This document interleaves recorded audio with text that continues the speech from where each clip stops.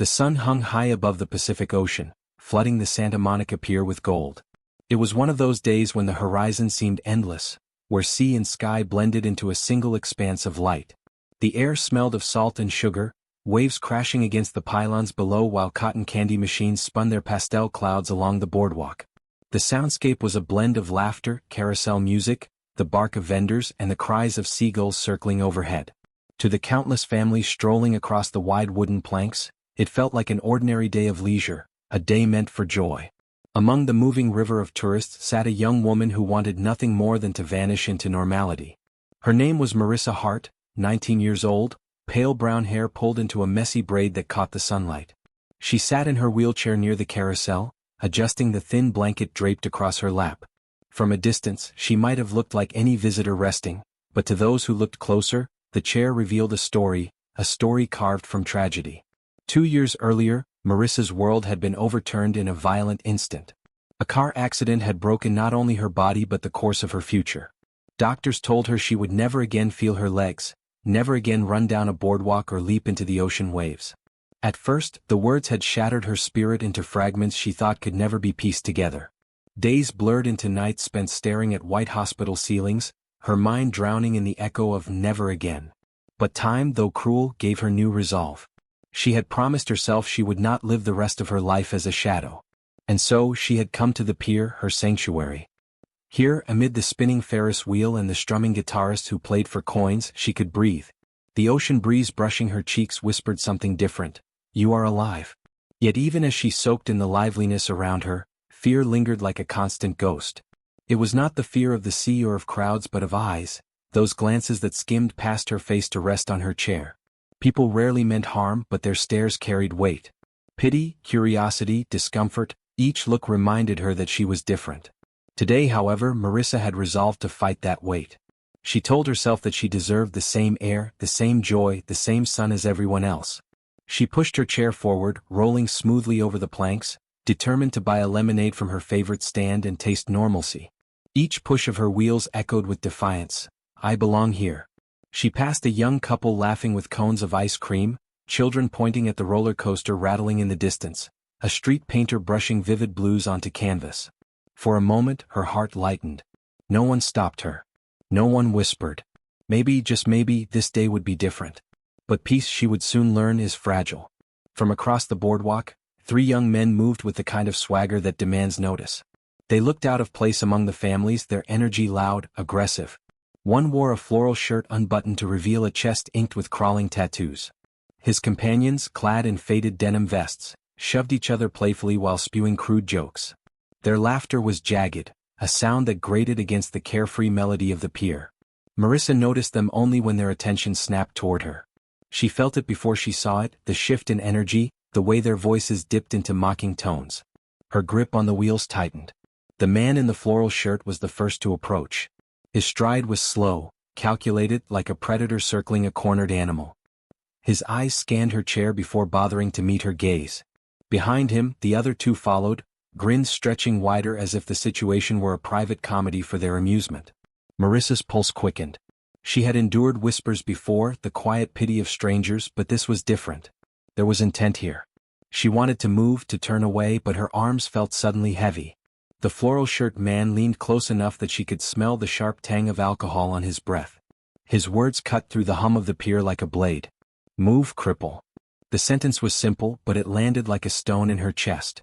Gasps caught in her throat. Time seemed to slow. She had always known cruelty existed, but hearing it aloud, in broad daylight, in front of dozens of witnesses, it was like being stripped bare. Before she could muster a response, before her body could react, the man lifted his boot and kicked the side of her wheelchair. The sudden jolt rocked her frame violently. Her wheels tipped, one side lifting off the planks. She grabbed desperately for balance, one hand gripping the armrest, the other clawing at the wheel. For a split second, she felt herself tilting toward the ground. The carousel music played on, mockingly cheerful, as though unaware of the humiliation happening inches away. Gasps fluttered in the crowd, yet no one moved to help. A father pulled his child closer. A woman looked away quickly, and teenagers whispered while recording on their phones. Silence, not protection, wrapped around her. Marissa steadied herself, breath shallow, eyes burning with tears she refused to release. What cut deeper than the insult or the kick was the indifference. The crowd's stillness screamed louder than the bully's laughter. "Bet you cannot even get up without help," another one mocked, clutching his stomach in exaggerated laughter. The third bent forward, slapping his knee as though her pain were the finest joke of the day. Every word chipped at her courage. Her throat tightened until she thought she might choke on her own shame. She wanted to wheel herself away, vanish into the throng, but her arms trembled too fiercely. And as her strength faltered, her spirit whispered a question she hated: "Am I truly alone?" The pier around her buzzed with a strange energy, part tension, part avoidance. Marissa could hear the carousel music drifting mockingly cheerful, the hum of vendors calling out their prices, but it all blurred into the cruel laughter of the three men towering over her. Her hands trembled against the wheels of her chair.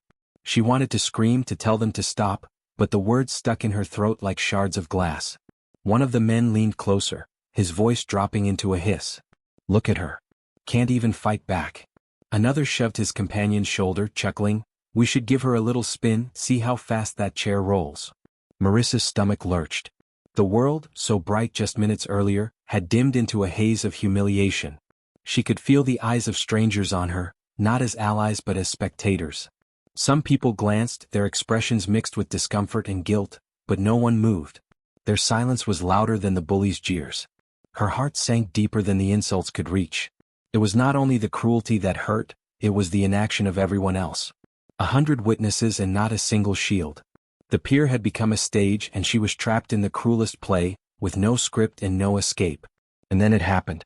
At first she thought it was her imagination. A sound, faint, far away, barely audible under the crashing surf.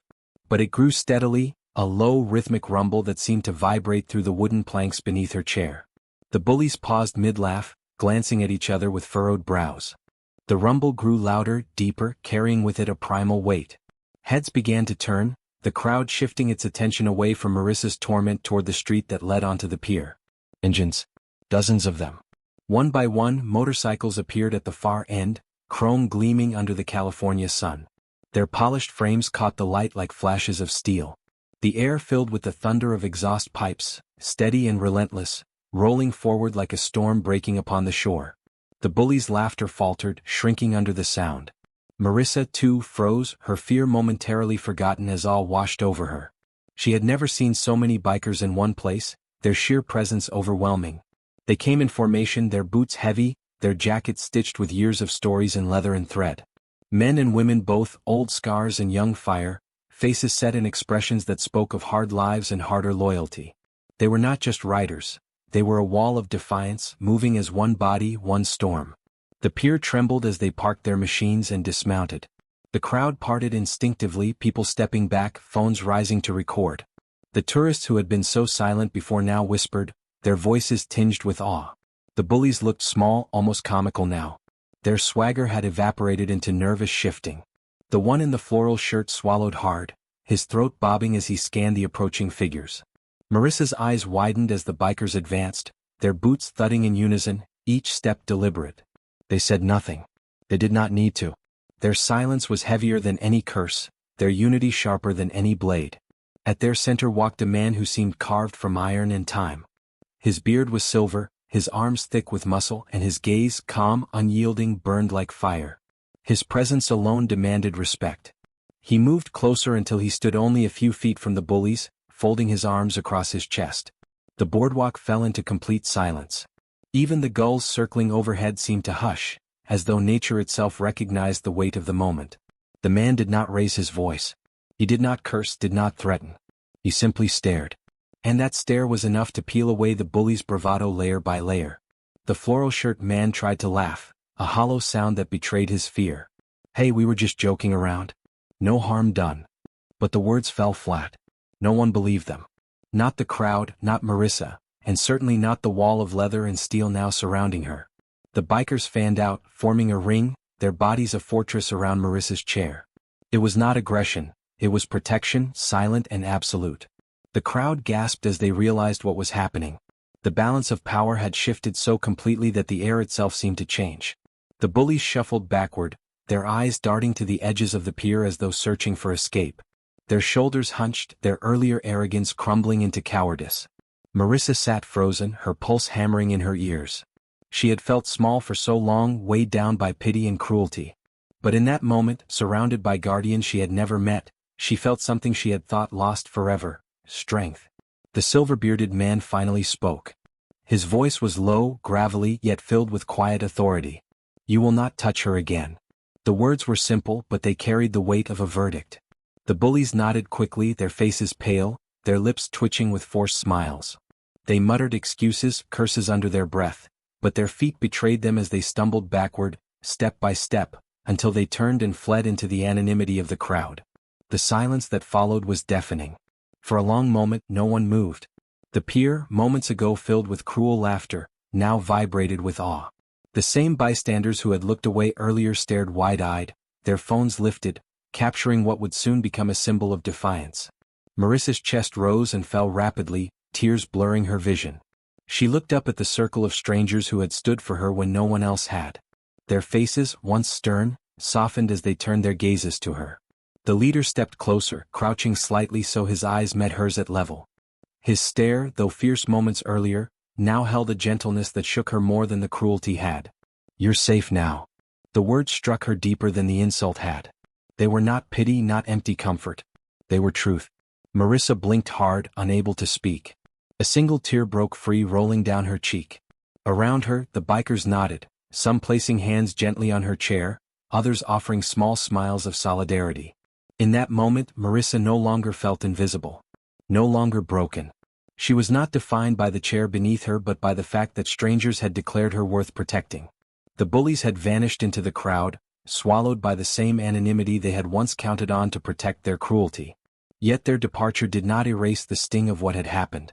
It was the transformation that followed which would be remembered, the way silence turned into strength, the way cowardice was met with courage. The circle of bikers remained around Marissa, their bodies a shield, not out of hostility but solidarity. The silver-bearded leader held her gaze a moment longer before standing upright again. His towering frame cast a shadow that stretched across the boards, but it no longer felt intimidating. To Marissa it felt like shelter. The pier, usually noisy and chaotic, had fallen into a reverent hush.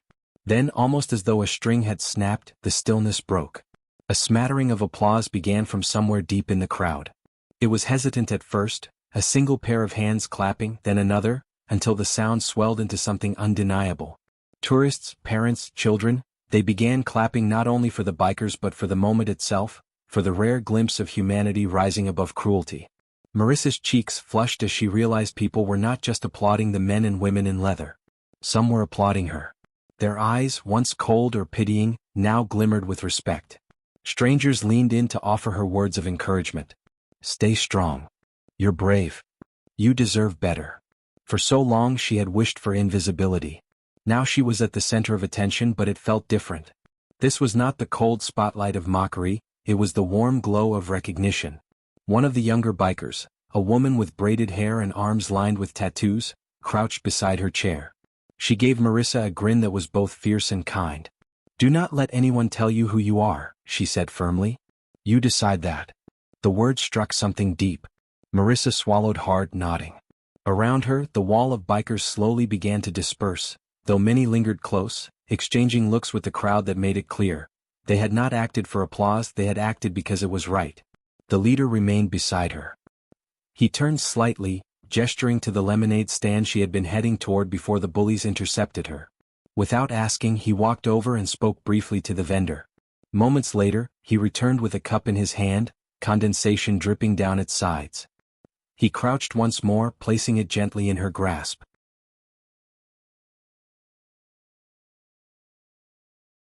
Marissa's throat tightened as she whispered, "Thank you." He nodded. "Enjoy your day." It was such a simple phrase, yet delivered with such deliberate calm that it carried more weight than she expected. He stood again and with a subtle signal, the bikers began returning to their motorcycles. Engines roared back to life, filling the air with thunder. One by one they mounted their machines. Some gave her a nod, others a raised fist, and a few smiled quietly before pulling down their helmets. It was a ritual, brief but unforgettable, like a passing storm that clears the sky. The crowd parted once again as the bikers rolled out, their procession as imposing in departure as it had been in arrival. Children waved. Adults lifted their phones higher, eager to capture the last glimpse of the unlikely guardians. And just like that, they were gone, leaving only the smell of exhaust and the memory of defiance. Marissa sat holding the lemonade, her hands trembling slightly from everything she had just experienced. Her heart raced as the adrenaline refused to fade. For the first time since her accident, she felt something entirely new, not pity, not grief, not fragile courage. She felt protected. She felt worth protecting. The weight of that realization pressed down harder than the humiliation ever could. It was heavy, but it was also freeing. She had spent months, years, wondering whether the world saw her as a burden. But in those few minutes, complete strangers had declared that she was not just worthy of respect but of defense. The pier gradually returned to its rhythm. Vendors resumed their calls, the Ferris wheel kept spinning, and the sea kept rolling in, unconcerned with the drama it had just witnessed. Yet something had changed, not just for Marissa but for everyone who had seen the moment unfold. Parents whispered lessons to their children. Teenagers replayed the scene on their phones, showing each other the clips they had captured. Couples spoke about the courage it had taken for the bikers to step in when no one else had.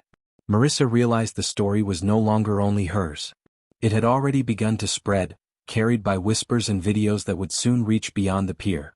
She wheeled herself to the edge of the railing, the lemonade still cool in her palm. She watched the waves crash against the pillars below, each surge pulling back only to rise again. It felt symbolic. The cruelty had struck, knocking her balance, but compassion had returned in greater force, washing it away. For a long while she sat there quietly, breathing in the salt air, listening to the murmur of the crowd.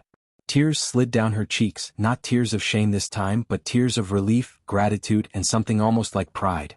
She remembered the mocking words, "Move, cripple," and compared them to the leader's calm declaration, "You're safe now." One tore her down. The other rebuilt her.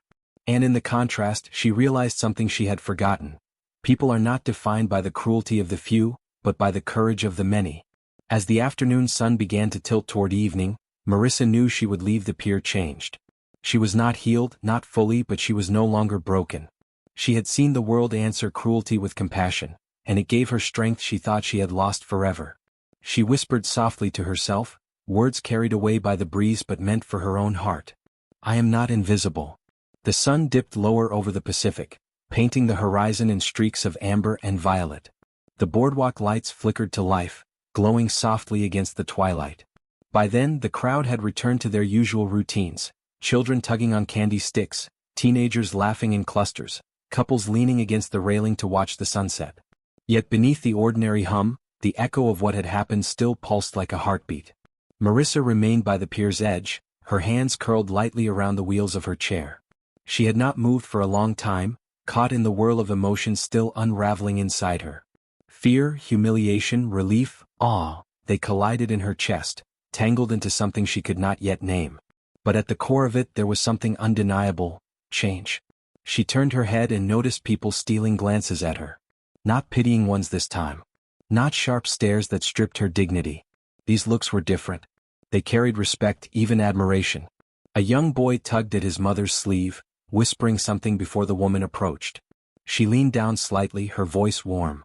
"You're very brave," she said softly, and before Marissa could reply, the woman placed a gentle hand over hers. Then she moved on, leaving Marissa breathless. It was the first of many. Strangers began to step forward, not in a flood but in steady ripples. Some offered words, others a quick smile, a nod, a thumbs up.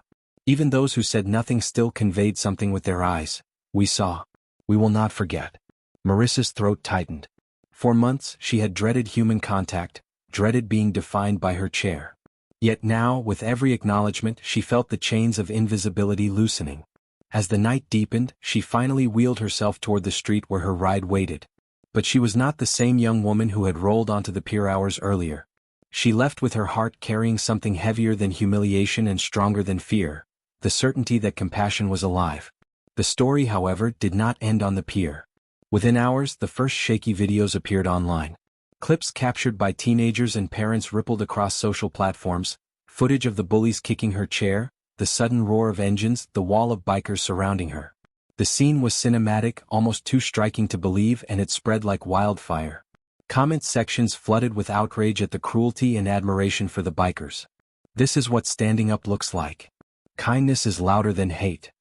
I hope those bullies never forget this moment." Hashtags trended, hashtag kindness protects, hashtag stand for her, hashtag bikers of Santa Monica. News outlets picked up the story. Morning shows replayed the footage, pausing at the moment the leader crouched to hand her a lemonade. Journalists wrote about the symbolism, strength used not to intimidate but to shield, silence wielded as power, a community reminding the world that compassion can be a force greater than cruelty. Emails and messages poured in from strangers around the globe. Survivors of bullying shared their experiences. Parents showed their children the videos telling them, "This is how you protect someone." Veterans, nurses, teachers, voices from every walk of life, echoed the same sentiment. The moment was more than a viral clip. It was a reminder.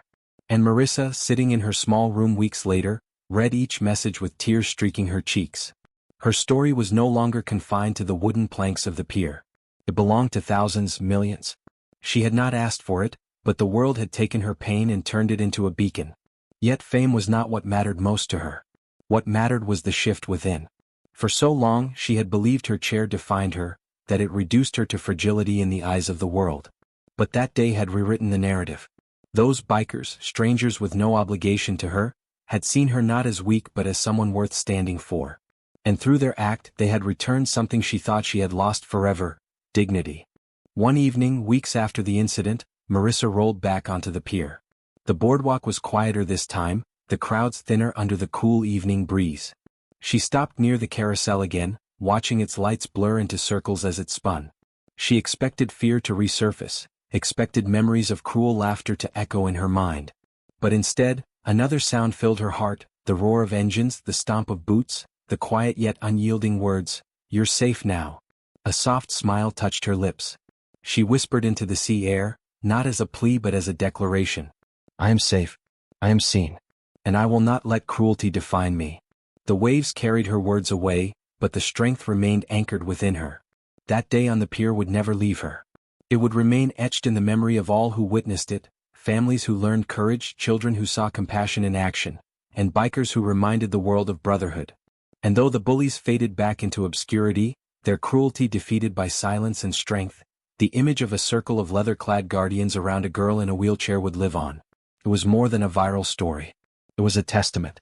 A testament that the world, though flawed and often cruel, still holds within it the power to rise, to shield, to choose kindness over apathy. And as the sun set on the ocean horizon that night, painting fire across the waves, Marissa knew she would never again feel alone. Because kindness, once awakened, does not vanish. It multiplies. It protects.